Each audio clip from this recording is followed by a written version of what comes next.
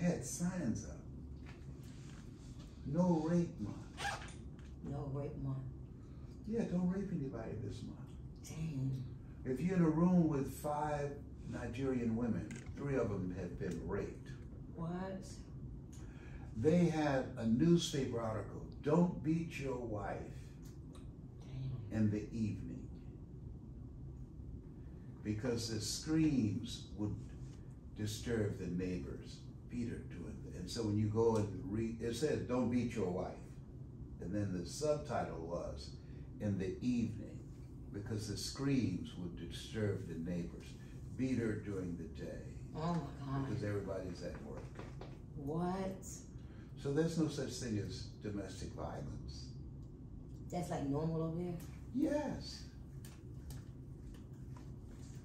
Yes. These, I mean, yes, you know, you see these foreign countries where people, there's a lady who she's Sabra. She comes over from India to my training. Her husband beat her in front of her father. What? And he watched. What? Yes, because Nice. she wanted to live an independent life. She wanted to work. She wanted to use her talents. And he beat her. And What, he her watched. dad? In front of her father. It's a part of their culture. No, that's crazy. Yeah, so this, America is a different kind of place for women. Wow. Beat her in front of her father. In front of her father. But that's normal for them. Yes, if a woman gets raped, they kill her, not the rapist. What? Mm-hmm. They're working now to get that change, where the person who did the rape would be punished. But they're saying she must have done something to bring it on herself. No. Yeah. What? Where's that at? In Abuja, you say? No, that's in India.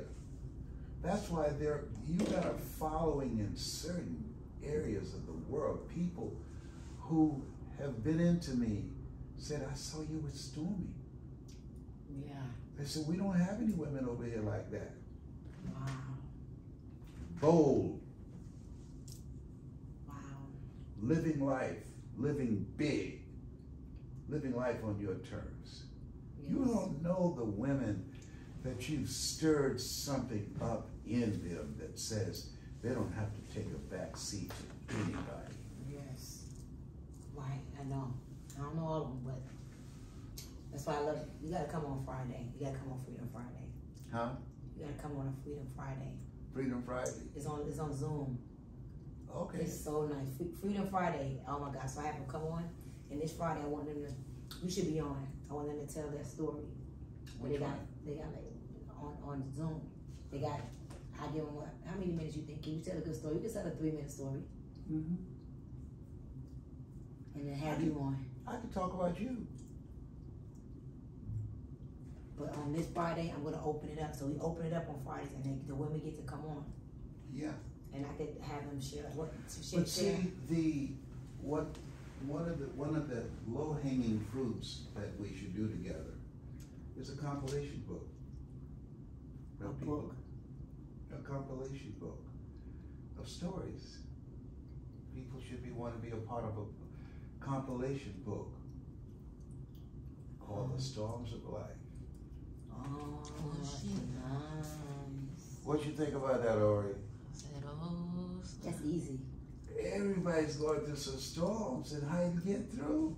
The book is about the storms of life. We need that. And how to turn That's those beautiful. storms to your advantage. The storms of life. How do you use the storm? Yes. That's a subtitle. There used to be a talk show during the day, am I right?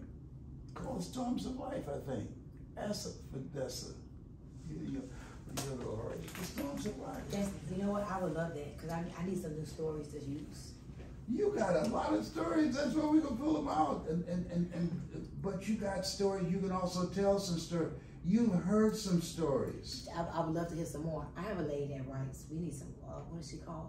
We can do that. We can do that. We can put that together. If you have a book compilation and people pay to be a part of that compilation, $5,000, $7,000 a person, that's easy. And they send in The Storms of Life. Yeah, they have a limited number of words they can use to describe the story. It's easy. They just be submitting it. They'll just be submitting it. That'd be nice. I got somebody. And then we train them how to speak and do our own tours. I like that. The Storms of Life. That's easy. I'll stenographers.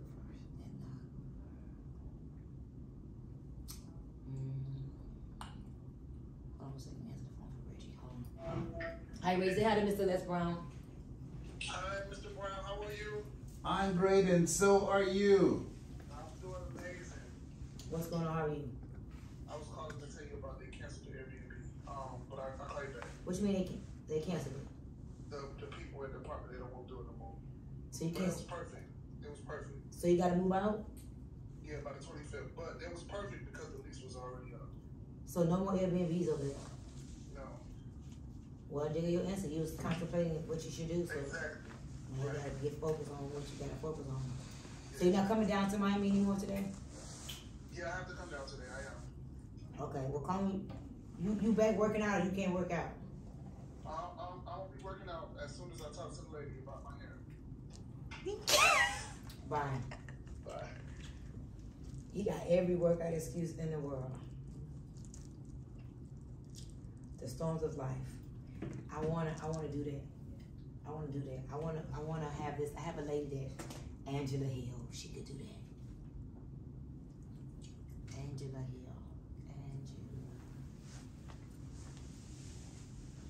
Angela Hill. You're giving me a lot of answers. I like that Storms of Life. We need it because people. I love how you just have so many. Like you have a database of stories that you just tell. You got them too, but you just listen to them and go to the next. There's so many. No, I need to hear them. And then write them, and we tell those stories. Part of what Mary Kay did, I'll tell you a Mary Kay story. I like the Storms of Life. Mary Kay, she told the stories about people who were being successful, like the Arnettas in your group. You know, Arnetta, she's cut from your cloth, you know, and she loves you. Mm-hmm. And so, and she's a go-getter. She is. That's what you create.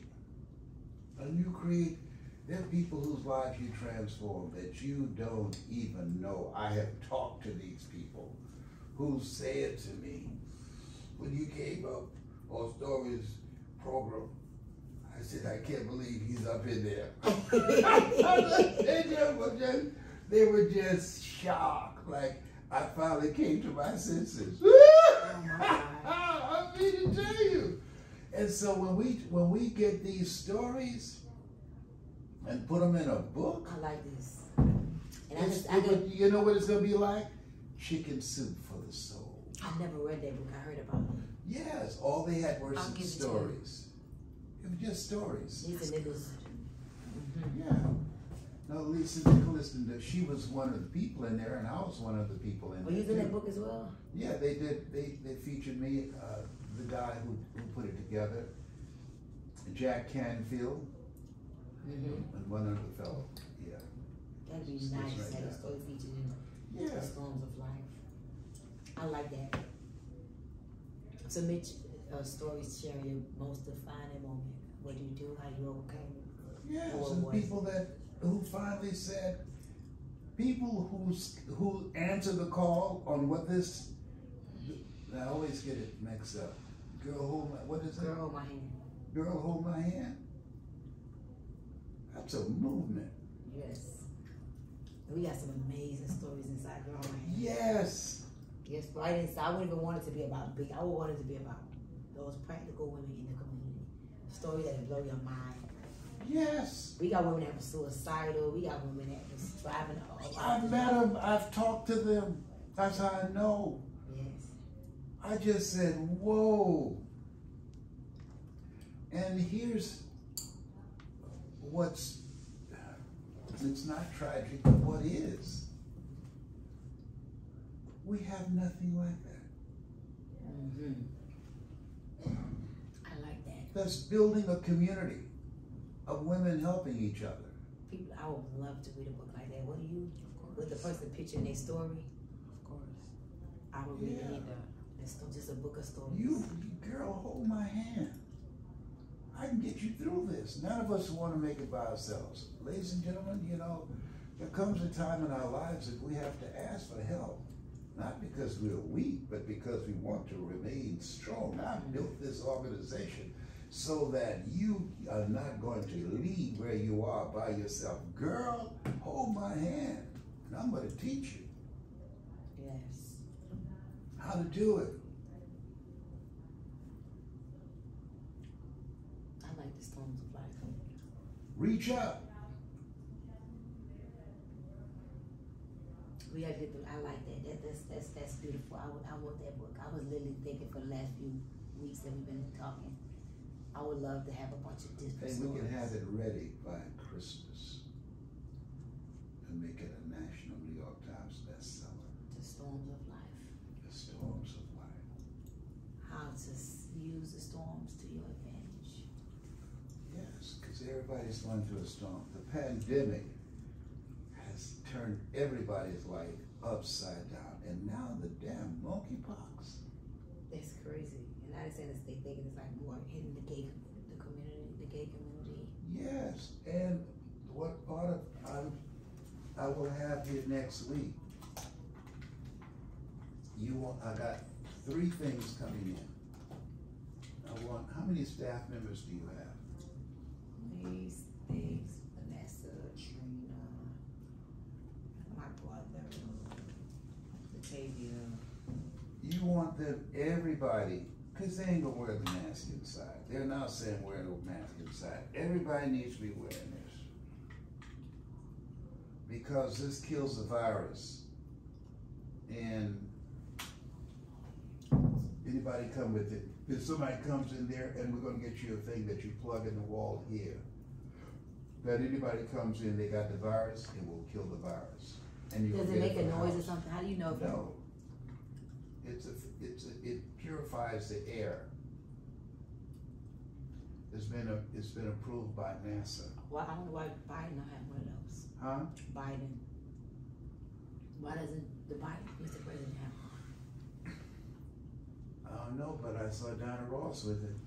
I saw a picture you showed me. Diana Ross? Got one of those on there. You probably don't want to use, probably think it's an endorsement. I don't care. Oh, that's right. A sign of weakness. That's why Trump He didn't want fell to. out. Didn't he fall out the other day on a bicycle? He fell on the bicycle, but he's got the virus again. You seen him? And so that's when I said, hey, you're around too many people. You need to have this. So I have 15 coming. Oh yeah. So you'd have to your staff. You got to really take special precautions, because when you are on the way to another level, all hell breaks loose. If we trying, don't it? The example that you can't anticipate. I remember this little spat that you had with those women just about a month ago or 2 months ago. Which one? The one they were arguing, going back and forth with you on something. I didn't get to the substance with it, but because I'm so bad, I'm saying y'all better leave her the hell alone. Well, you know about that too? Yes. It was all on Instagram, right? Yes. That was no more than 2 months ago. You weren't even around. How long you been with me now? Since March? At the end of February. So this happened like January. Yeah. It was horrible. Yes. Yes. Those girls was crazy. Yes, they were. For no reason. You know that? I didn't do nothing to those ladies. Changed all their life. And then one day they just turned into crazy ladies. Baby, Jesus didn't do nothing to Judas. Like nothing. Like that was like one of the most weirdest experiences I've ever had. One of the girls, I coached her to over $4 million in 2 years. She went from postpartum depression to no car, messed up teeth, divorced to over $4 million in 2 years. I got something going on right now. Like we have like 10, let me say 10, 1, 2, 3. I have $4 million earners just left TLC like this week to go to the worst decision ever, to go to a CBD company that pays once a month. My Daily Choice. They went to My Daily Choice, a CBD company. And I'm not familiar with My Daily Choice. You familiar? They pay once a month. I think you were a part of that company, maybe. I'm not a part of any multi-level. No, you know the Chris Terry, I think his name is. I know Chris Terry. Oh yeah, no, I'm not a part of that. You know, but I know Chris Terry. My Daily Yeah, I've Choice. spoken for them. Okay, yeah. He called me personally, and I said thank you, but no thank you. So they unfortunately they went there, but it's just amazing how everything just lines up, and I'm so like. Is James Diddley still in TLC? Yes, he is. He's a great guy. Yes, he is. Let me say something. Let me see. Oh, James Diddley. James trying to get me to be a part of his television network. Oh, yeah. Yep. I know he hit you up too. No, yeah, he did.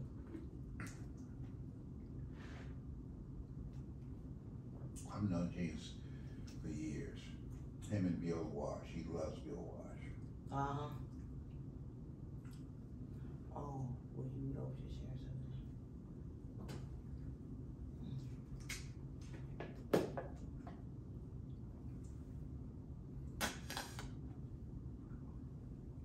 So, your sister, where exactly? Tell me where does she live close to?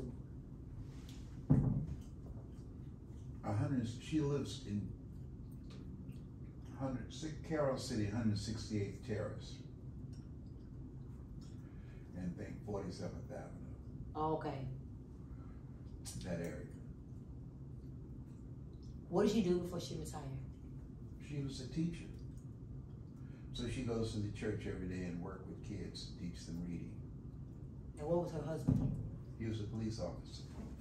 He's one of 5 first black police officers on the force. During the time when he became a part of the force, if a white person got caught committing a crime, if he caught them, he could not arrest them.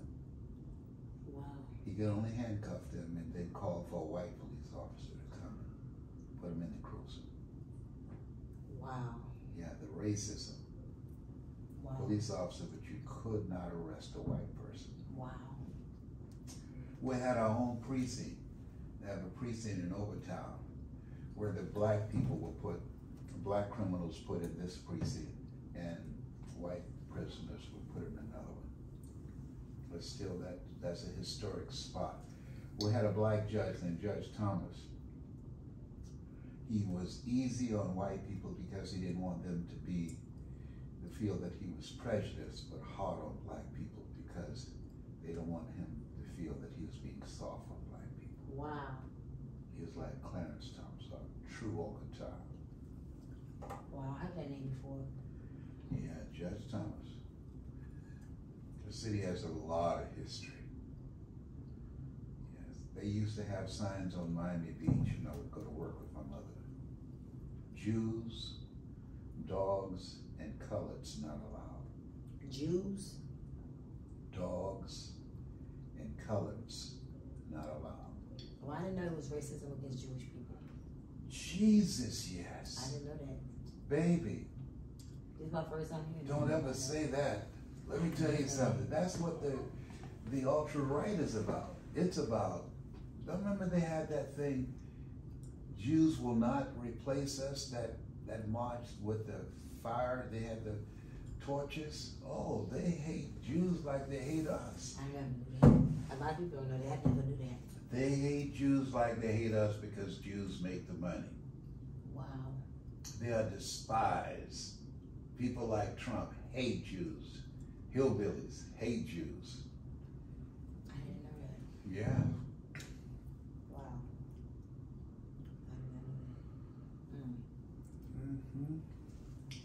these notes are not my way. My audio. Is that just a gift? You just have that gift, huh? Baby, I study just like you. People listen to you and they say, that's just her gift. Oh, right. You study. Right. While they're looking at television. While they're learning new dance moves. You study. You read. Right. How many black people at that event you went to in Tennessee? Just me and the two people, you know, me, like 5 of us. You are an eclectic. You believe in exposing your mind to a variety of belief systems. What is it called? Eclectic. Eclectic. An eclectic is universal. Look at a variety of things.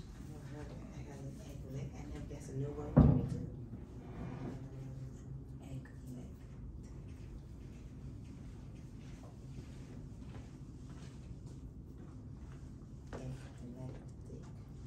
Are you a good speller? Me? Mm-hmm. I won the spelling bee before, so maybe. Eclectic. Eclectic. I Say, got it. Eclectic. You found it? Eclectic. What is it? Deriving ideas, style, or taste from a broad and diverse range of sources. Eclectic. That's who you are. I never heard that word before. Mm-hmm. Denoting or belonging to a class of ancient philosophers who did not belong to or found any recognized school of thought but selected doctrine from various schools of thought. Yeah, that's what you do. Yeah. Eclectic. You're an eclectic. You're not dogmatic. You're not one-dimensional. You study a variety of things. Like, I cannot believe I'm into Sadhguru. It's crazy. He's very, very conscious though. Very aware, very. I saw a video where some young guy was challenging him. Did you see it on YouTube? It was really, the guy was really ugly, but he kept his cool. He calm, right? Very calm. That's He his never cool. changed his facial expression. The guy was offensive, Wow. and he was very calm. Wow. And somebody tried to say, hey, you know, sit down. He says, no, let him talk. Wow. Mm-hmm. Right. You ever had somebody challenge you? No. Not at the podium? No. When I was in nightclubs, somebody would challenge you, and I was the MC. Somebody would say something, excuse me, you can get off your knees now. I know when I've been licked. Who said that? Me. Oh. oh shit. Oh no. I was the MC, don't come for me. Don't come for me. Don't come for me, you run over here, you will limp back. No, people used to come see me MC and have people, egg people, I bet you won't challenge you. I bet you won't challenge you. And then when they do, I would wear them out. Wow. But I gotta tell you this story. This is going to, you always know when you have a radio show, you know, that you just don't know who's going to be on the other end of the phone and how they talk to you. So this lady kept calling me and said, come by and see me when you get off, because I had an evening show. So I came by. It must have been about 10 o'clock. I'd gotten off at 9. And so I saw this picture. I said, is that your husband? She said, yes, but I'm just tired of him beating on me. And so I put him out. So we're talking, and all of a sudden there's a violent knock at the door. No. She pulled shade. She said, oh my God, it's my husband. Oh, Jesus. So here I am, I'm sitting up there. Up on the 3rd floor. And I got my legs crossed. And I'm trying to look tough, like this nigga better not even think about it coming over here. Right. The average door is 6'2" or 3". This guy comes in And he bows his head. He is 7'3". Ooh. He looks at me and he said, "Nigga, what are you doing here?" I looked at him and I looked at her. And I said, "Let me tell you something.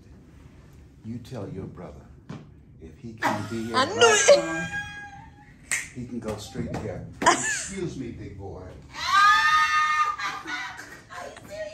And twist my way out of there. He grabbed me. He was laughing so hard. He said, "I can't hit you." He said, "I want to beat your ass." He said, "But I wonder what you were gonna do." He said, Oh my God. And so he and his girlfriend with his wife would come to see me, and he said, "Tell the story." I said, okay. And I would tell the story on stage, and the audience would just roll. Oh my God. Is it true?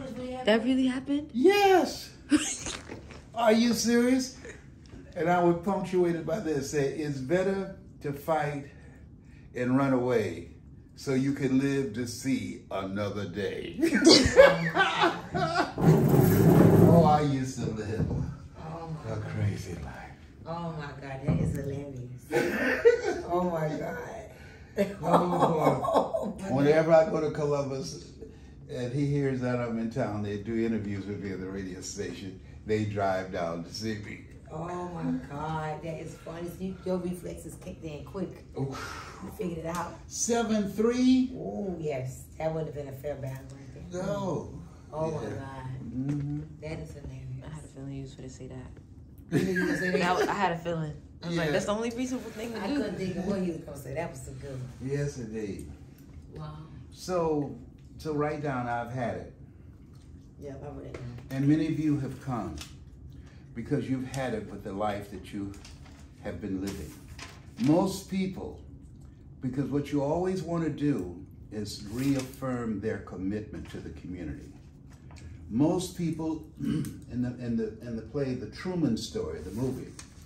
The Truman Story, I heard that. Yeah, The Truman Story. What's the guy who played that? The Truman Show? The Truman Story. With The Jim Truman Carrey? Show. With Jim Carrey? Jim Carrey. Oh, man. What's Yeah. that about? Jim Carrey's life was That's real. crazy. Everybody else were performers. He discovered that his life was real and everybody else was performers. So he decided he was going to leave. And when he was on the verge of leaving, somebody asked the question, "Do you think he'll leave?" And the guy who set it up said no. And they asked him why. And he said, "Most people accept the life that they have been delivered." Mm. Exactly. And said, you're here because you have rejected the life that you have been delivered. You are answering the call to come up higher. You have decided to take your life in a new direction. Two roads diverge in a yellow wood, and I selected the road less traveled by. Wow. And that has made all the difference. We're going to go through it together. I got the stories, I know, and I will remember. I have a young lady that could do the translation thing too. I wanna get with them. Yeah. So we're going to work on your signature piece so that you will know it like the back of your hands. Because you got stories in you that you don't even know that they're stories. Right. I'm not perfecting like you. Yes, because you haven't worked on it yet. You're going to be a beast. I know, man. I have had it. Yeah, that's when people decide. Defining moments is it, right? Defining moments. I've had it with you. I've had it with this job. No! And you go there. What most people do, and what gave me a competitive advantage, is that they present information about making it. But when you use an example, ladies and gentlemen, how many of you have ever been in a situation, at one point, it was okay. But as you grew mentally and emotionally and spiritually, you said, this is no longer me. You've had friends that you used to kick it with, that you used to party with. And if you've been away from them for a while and you get together and you see each other and you have nothing in common. Right. Nothing. Things have changed. And the difference between just talking about that, you experience the experience. That nothing, no, there's nothing for us to do together anymore. That's how you got to see this story. Because I didn't like my life. I didn't like how I was living my life. I didn't like what I was producing in my life. And when I pointed at my life or pointed at my circumstances or pointed at the people in my life, I had 3 fingers pointing at myself. So you experience the experience, and they will experience the experience with you. Because the goal is to create a heart-centered message where people leave there, wow, where you're in their heart, and they'll take you with you. They will take you with them. We forget 95% of what we hear the next day. But when you give a person to take a person an experience, on this day, I'm in the house, you don't know where your gun is? We got a 2-year-old. Right. How many of you know children can find stuff that we can't find? Right. You don't know what your gun is, and how did you find the gun? I don't know. I was looking for it. I don't remember where I found it at. And what happened that there was a confrontation between the two of you? So no, I didn't find the gun. I had my own gun. Oh, you already, tell me how you got a gun and what made you get a gun. Once my mom passed away, I had my own gun. You know, in Miami. Yeah. I never shot it, but that's why I knew something was wrong with me, because I had my own gun. We can find his gun. But you had your own gun. So I put my own gun. Do you know my mother? You are just like Mamie Brown. When we came home, first of all, I'm a grown man.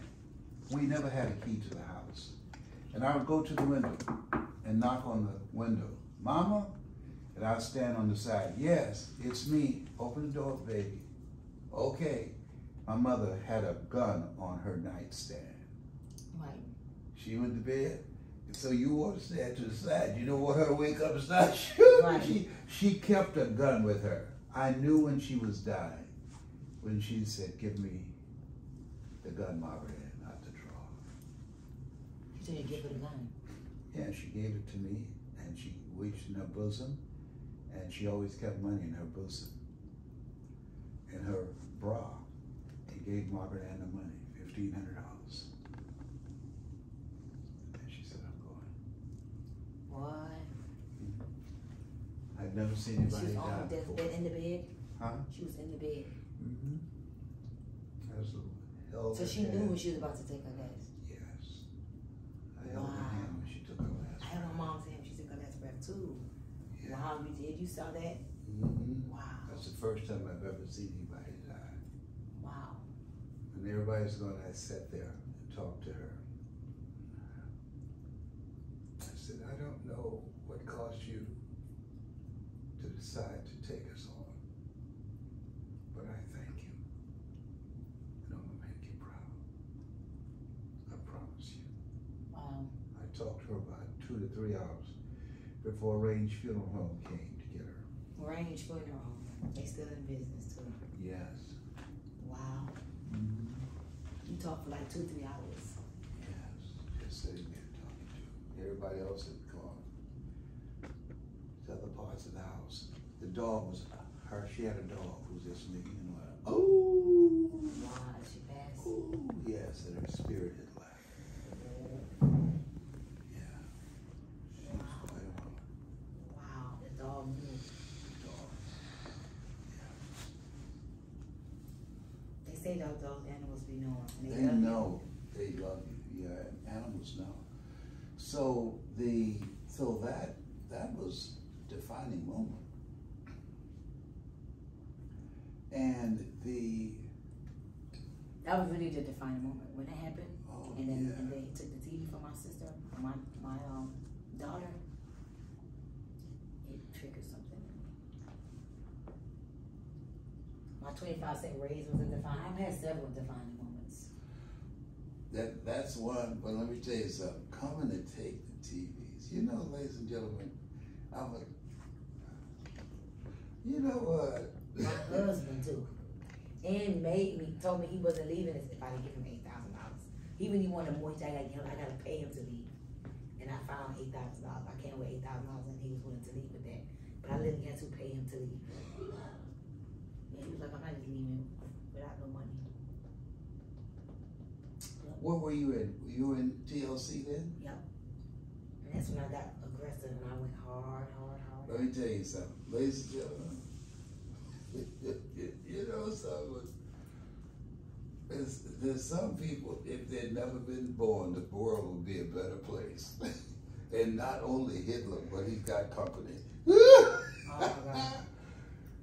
That, I hate to say my former husband, because nobody held a gun to my head for me to marry him. He said, I'm not going to leave until